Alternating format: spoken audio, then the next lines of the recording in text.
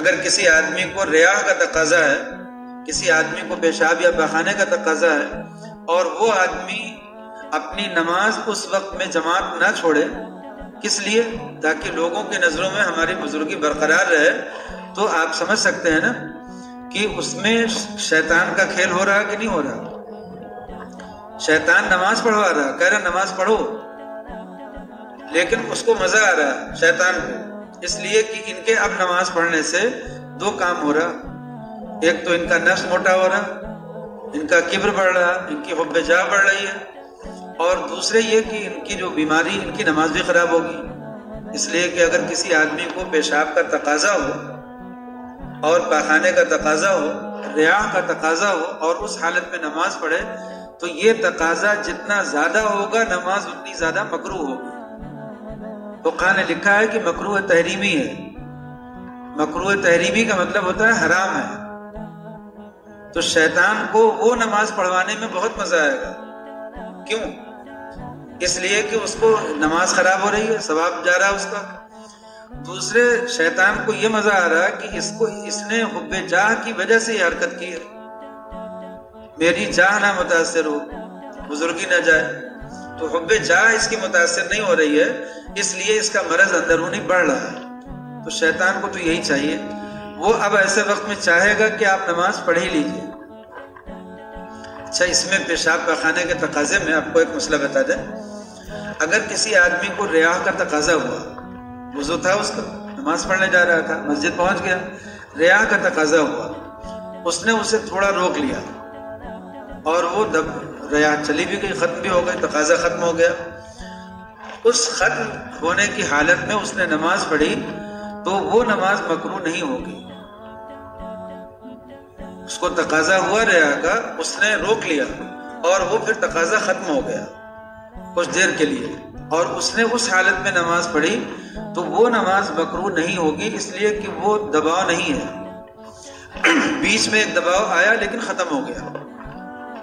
مکروہ وہ نماز ہوتی ہے جس میں اس کا تقاضا بنا رہے، چاہے وہ ریا ہو، چاہے پیشاب ہو، چاہے پاخانہ ہو۔ مفتی حنیف صاحب رحمۃ اللہ علیہ نے بتایا کہ اگر پیشاب کا تقاضا ہے، ہلکا پھلکا پیشاب لگا ہوا ہے، محسوس ہے کہ ہو رہا ہے کہ پیشاب کا تقاضا ہے، تو بہتر تو یہ ہے کہ کر لے پیشاب، پھر وضو کرے، پھر نماز پڑھے، تاکہ یہ اس کا وضو دیر تک چلے۔ لیکن اس نے سوچا جماعت چھوٹ جائے گی، تو اس نے وضو کر لیا، نماز پڑھ لی، پھر بعد میں پیشاب کر لیا، کوئی حرج نہیں ہے اس میں۔ پیشاب کا تقاضا تھا، اس کو ہلکا تھا، زیادہ اثر نہیں تھا۔ مکروہ کب ہوگی نماز؟ جب نماز کے لیے نیت باندھی اس نے، اس وقت میں پیشاب کی طرف توجہ لگی ہوئی ہے، توجہ ادھر لگی ہوئی ہے کہ کہیں قطرہ نہ نکل جائے، کہیں آ نہ جائے، زیادہ پیشاب لگا ہوا ہے، پیشاب پہلے ہی کر لیتے تو اچھا تھا۔ پوری نماز اس نے پیشاب کر لیا، پیشاب بنا لیا اپنی نماز کو۔ ایسے ہی کھانے کا مسئلہ ہے حدیث شریف میں کہ اگر عشاء اور عشاء آ جائے، اکٹھا ہو جائے، یعنی رات کا کھانا اور نماز دونوں تمہارے سامنے آ جائے، تو پہلے کھانا کھا لو تاکہ طبیعت فارغ ہو جائے۔ تو کھانا آنے کا مطلب کیا ہے؟ ایک تو کھانا تیار ہو گیا، دوسرے یہ کہ بھوک لگی ہوئی ہے، تو پہلے کھانے سے فارغ ہو لو تاکہ اطمینان قلب کے ساتھ نماز پڑھو۔ اب اس میں بھی اگر کسی آدمی کو بھوک لگی ہے اور اس نے نماز پڑھ لیا تو نماز تو اس کی ہو جائے گی، عمدہ ہو جائے گی۔ لیکن مکروہ کب ہوگی؟ جب اتنی بھوک لگی ہوئی ہو کہ پوری نماز وہ کھانے ہی کے بارے میں سوچتا رہے، جلدی رکوع کرو، جلدی سجدہ کرو، جلدی نماز پوری کرو، جلدی تھکی کھانا کھا لیں، پوری نماز کھانے کے بارے میں سوچتا رہ گیا، تو اب اس کی یہ نماز کیا بنی؟ کھانا ہی ہو گیا۔ سمجھ رہے ہیں نا؟ تو اس مسئلے کو سمجھ لیجئے گا کہ ریا ہو، پیشاب ہو، پاخانہ ہو، کھانا ہو، پیاس ہو، ایسا کوئی بھی تقاضا جو انسان کو اس کے دل کو مشغول کیے رکھے، نماز کی طرف متوجہ ہونے نہ دے، ان تقاضوں کے ہوتے ہوئے نماز مکروہ ہو جاتی ہے۔ تو نفس کے وسوسے پر بات ہو رہی تھی اور اسی مناسبت سے بتایا جا رہا تھا۔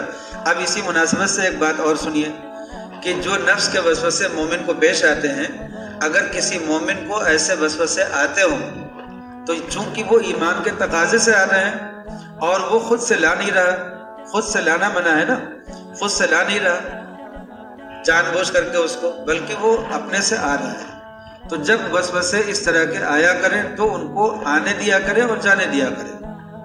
روکنے کی کوشش نہیں کرنا چاہیے کہ ایسے وسوسے آئے نہ، اس لیے کہ جتنا روکیں گے اتنا بڑھے گا. جیسے ایک طبیب نے کسی کا علاج کیا تھا، اس نے کہا کہ مجھے یہ چیز کھانی ہے. طبیب نے کہا کہ نہیں، تو میرے نقصان کرے گی.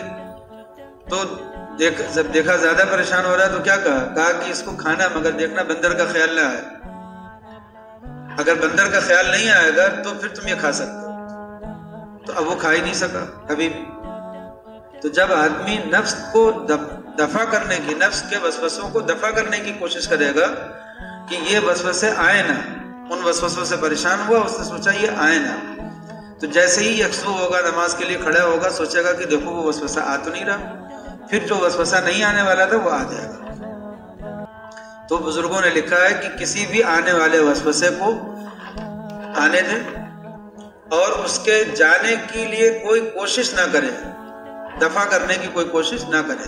بس یہ سوچیں کہ دل کو اللہ نے ایک شاہراہ بنایا ہے اور اس میں یہ ساری چیزیں آتی رہتی ہیں، جاتی رہتی ہیں، آتی رہتی ہیں، جاتی رہتی ہیں. کبھی بہت اچھا خیال آئے گا، کبھی بہت برا خیال آئے گا، کبھی کوئی بہت نیک چیز آئے گی، کبھی بہت بری چیز آئے گی. یہ وسوسے ہیں، یہ خیالات ہیں، ان کو آنے جانے سے ہمیں کوئی دقت نہیں ہے. نہ ایمان میں کوئی خرابی ہو رہی ہے، نہ اعمال میں کوئی خرابی ہو رہی ہے، نہ ذکر وغیرہ میں کوئی تبدیلی ہو رہی ہے. تو دقت کیا ہے؟ آنے تو جانے دو. اگر کوئی مسلمان اپنے وسوسوں کے ساتھ یہ برتاؤ کرے گا تو اس کا وسوسہ اس کو کبھی پریشان نہیں کرے گا. سمجھ گئے کہ نہیں؟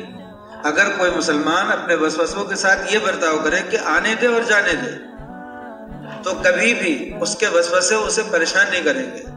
یہ بالکل ایسے ہی ہے جیسے کسی سڑک کے پاس سے آپ سڑک پہ کھڑے ہو جائیں اور اس سڑک پہ بہت سے جانور گزر رہے ہیں، بہت سے موافق جانور ہیں، بہت سے ناموافق جانور ہیں، گزرتے جا رہے ہیں. آپ بھی سوچ کر کے خوش ہو رہے ہیں، طرح طرح کے جانوروں کو گزرتا ہوا دیکھ کر کے دیکھو اللہ کی قدرت کی نشانیاں دیکھنے کو مل رہی، تو کوئی دقت نہیں ہے. لیکن جب آپ نے اس میں کسی خراب جانور کو پکڑ لیا اور اس سے چمٹ گئے تبھی دقت ہوگی. تو ایسے ہی نفس کے اندر جو وسوسے آتے رہتے ہیں اور جاتے رہتے ہیں، آنے دیجیے جانے دیجیے.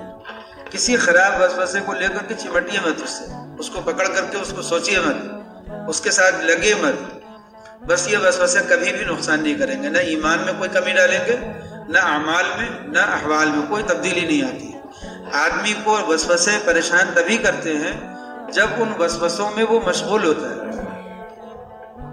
یہ مضمون سمجھ میں آ گیا؟